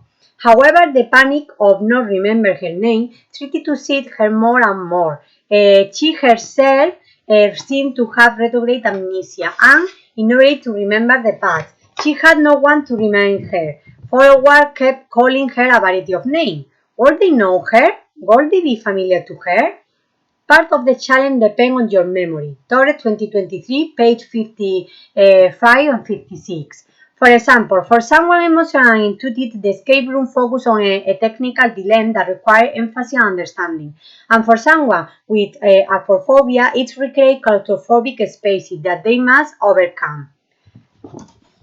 This quote of Wade and Johnson 1998 suggests that every story begins with someone decides to break a silence. This relates to the fact that, like the protagonist who comes out of her coma in escape room, a student must learn to face challenges with expressing and themselves. Sharing personal story and experiences helps them get to know themselves and improve themselves. And itself, breaking the silence and sharing a story is the key to personal growth and overcoming adversity.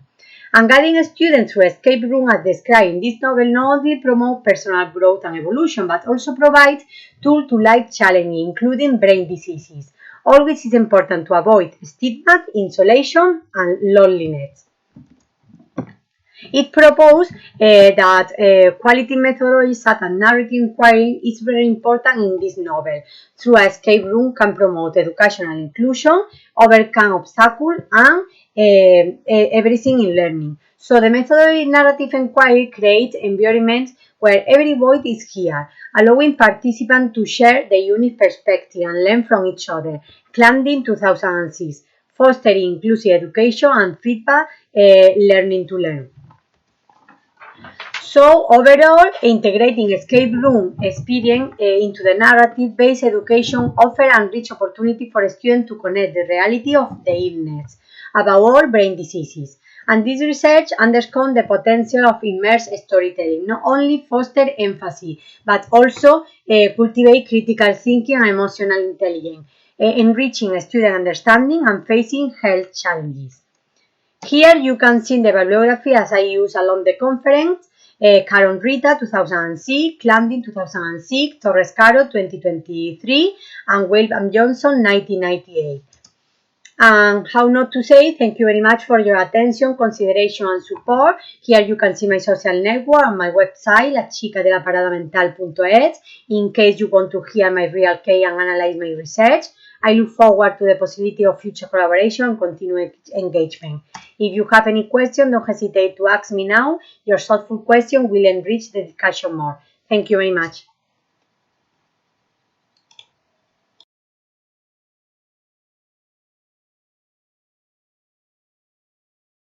Hola a todos, mi nombre es Ana García Hernández y a continuación les voy a presentar el proyecto Accesibilidad del alumnado con discapacidad auditiva al contexto universitario que presento junto a mi compañera Sara García Sánchez. Pertenece a la línea 1 de Innovación Educativa e Inclusión Educativa. Nosotras pertenecemos al grupo de investigación FIDE, el grupo de investigación de diversidad educativa, que pertenece a la Universidad Católica de Ávila. Accesibilidad del alumnado con discapacidad auditiva al contexto universitario nace a partir de unas necesidades detectadas en los alumnos con discapacidad auditiva ante esas barreras o dificultades que presentan para acceder y permanecer en estudios superiores o dentro de entornos universitarios.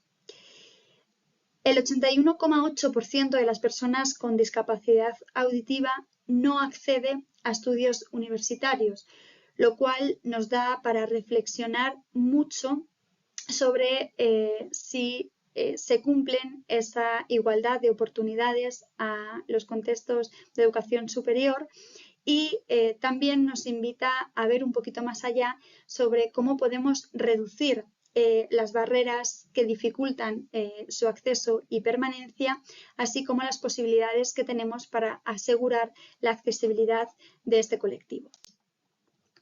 Por tanto, los objetivos principales que proponemos pues se basan en las posibles soluciones que podemos ofertar ante estas necesidades. entre los cuales destacamos 3, que serían eliminar las barreras de comunicación que impiden que los alumnos no se animen a cursar estudios superiores en instituciones universitarias. El segundo punto es si realmente se pueden utilizar recursos tecnológicos para mejorar esta accesibilidad al proceso enseñanza-aprendizaje, lo cual favorecería el estudio de estos alumnos en estas instituciones. Y por último, también usar apoyos visuales para facilitar el acceso a estos espacios y por lo tanto también fomentar la autonomía de las personas con discapacidad auditiva en estos entornos de enseñanza superior. Que vamos a usar para llevar a cabo este proyecto no solo se va a basar en los alumnos, en el alumnado, sino también en toda la comunidad educativa. Buscamos que todos el personal que compone la comunidad universitaria se involucre para facilitar el acceso de este colectivo a la enseñanza superior. Por tanto, consideramos de especial relevancia el uso de apoyos visuales para que puedan ganar en autonomía y en desplazamientos dentro del espacio del campus, así como buscar y valorar todo tipo de recursos tecnológicos, pedagógicos y metodológicos que faciliten el acceso a la universidad y por tanto se cumpla pues esa premisa de igualdad de oportunidades para todos los alumnos que quieran acceder a estos estudios superiores. Los recursos que planteamos se van a centrar en el aula y también se van a centrar con recursos específicos. Dentro de los recursos del aula vamos a hablar de la formación específica de los docentes, es decir, todos aquellos profesores que impartan su docencia es necesario que tengan una formación mínima de las necesidades educativas concretas del alumnado con discapacidad auditiva, así como la necesidad que tienen de formarse en diferentes recursos para poder adaptar sus clases y la metodología que imparten en sus clases para que estos alumnos pues, puedan participar activamente de ellas. Además de todo esto, también se pueden hacer jornadas en las que se pueden impartir una serie de consejos para un correcto desarrollo de la clase, ¿no? Consejos más básicos, como por ejemplo, pues no tener barreras visuales que impidan la lectura labial o conocer cuáles son las demandas de primera mano de este alumnado. Tenemos por otro lado la disposición del aula. Consideramos que esta parte es fundamental. El alumnado con discapacidad auditiva tiene que posicionarse siempre cerca del docente desde un espacio que le permita esa lectura labial del docente que está impartiendo la clase.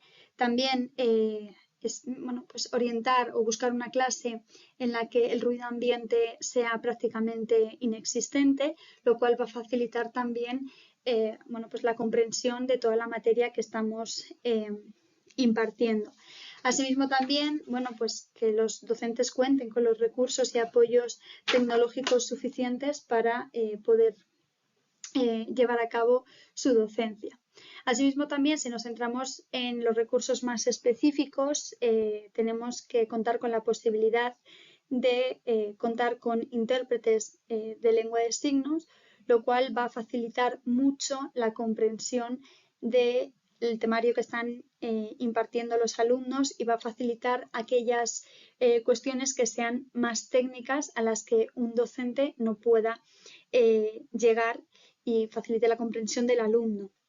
Anticipar el material que se va a ver en clase, esto es fundamental, ya que de alguna manera pues, los alumnos van a poder contextualizar los conocimientos que después se van a trabajar de forma específica con el docente en el aula. Y también contar con estos apoyos tecnológicos que faciliten la comprensión.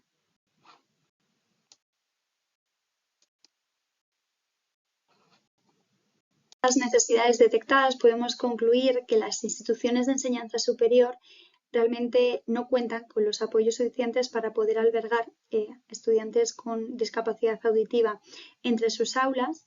que además de todo esto es muy necesario la implicación y la formación específica de estos docentes universitarios en materia de atención a la diversidad para que pongan todo lo que está en su mano para adoptar las metodologías que utilizan para llevar a cabo sus clases. Además, consideramos que para la plena inclusión de las personas con discapacidad auditiva es fundamental que toda la comunidad educativa, como decíamos antes, desde el personal de administración y servicios, pasando por los estudiantes hasta llegar a los profesores, conozcan cuáles son las necesidades de esta discapacidad para que adapten la respuesta lo más favorable hacia este alumnado.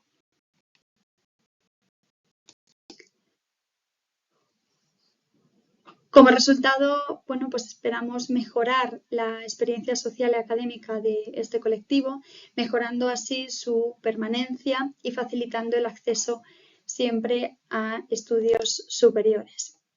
Para un futuro consideramos importante pues, llevar a cabo de forma específica este proyecto en un contexto educativo universitario.